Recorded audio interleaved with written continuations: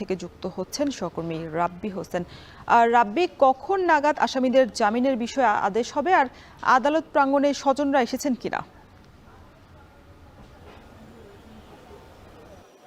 রওশন, বহুল আলোচিত পিলখানা হত্যাকাণ্ডের বিস্ফোরক আইনের মামলায় দ্বিতীয় দফায় আজকে 239 জন আসামির জামিনের বিষয়ে আদেশ হওয়ার কথা রয়েছে। গত 10 ফেব্রুয়ারি এই যে 239 জনের জামিনের বিষয়ে শুনানি অনুষ্ঠিত হয়েছে, পরে 1 মাসের জন্য জামিনের আদেশটি সেটি পিছিয়ে দেওয়া হয়েছে। পরবর্তীতে সেটি 13ই মার্চ সেটি অনুষ্ঠিত হয়েছে কেরানীগঞ্জ কেন্দ্রীয় কারাগারের পাশের অস্থায়ী আদালতে। যদিও সেদিনও এই জামিনের আদেশটি অনুষ্ঠিত হয়নি, সেদিন পিছিয়ে আজকে নির্ধারণ করা হয়েছিল, অর্থাৎ আজকে রবিবার নির্ধারণ করা হয়েছিল। যদিও এখন পর্যন্ত আদালত বসেনি, তবে কখন নাগাদ সে আদেশটি হবে সে বিষয়টি এখন পর্যন্ত নিশ্চিত করে বলা যায়নি। তবে অল্প অল্প করে এখানে স্বজন যারা রয়েছে, এই পিলখানার বা বিডিআরের যারা সদস্য রয়েছে, ভুক্তভোগী সদস্যরা, তাদের পরিবারগুলো আসা শুরু করেছে। তবে ধারণা করা হচ্ছে কিছুক্ষণ পরেই সেই আদালত বসলে সেই জামিনের আদেশটি হয়ে যেতে পারে। এই মামলায় এখন পর্যন্ত 1300 সাক্ষীর মধ্যে প্রায় 286 জন এখন পর্যন্ত সাক্ষ্য দিয়েছেন।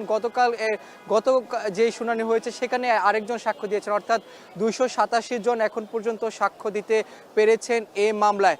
তবে এখানে বারবার ভুক্তভোগী পরিবারগুলো বলে আসছে, যখন এই 2009 সালে এই ঘটনা ঘটেছে, এই যে 57 জন সেনা কর্মকর্তা নিহত হয়েছে, এরপর থেকে আসলে তারা দাবি করছেন এই ঘটনায় বিডিআর সদস্যদের যাদেরকে আসামি করা হয়েছে তাদের সম্পৃক্ততা নেই, যার কারণে তারা বারবার জামিন চেয়েছেন আদালতের কাছে।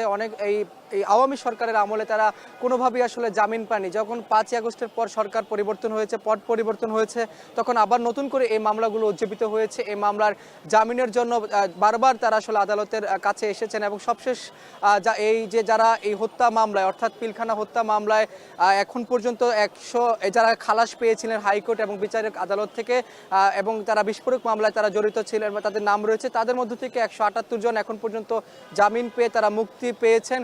এবং নতুন করে আজকে ফের 239 জনের জামিনের বিষয়ে আদেশ হওয়ার কথা রয়েছে। তবে আদালত বসলে আজকে সেটি হওয়ার কথা যেহেতু রয়েছে, আশা করা যাচ্ছে, বলা যাচ্ছে এখানে যে আজকে জামিনের আদেশটি হয়ে যাবে।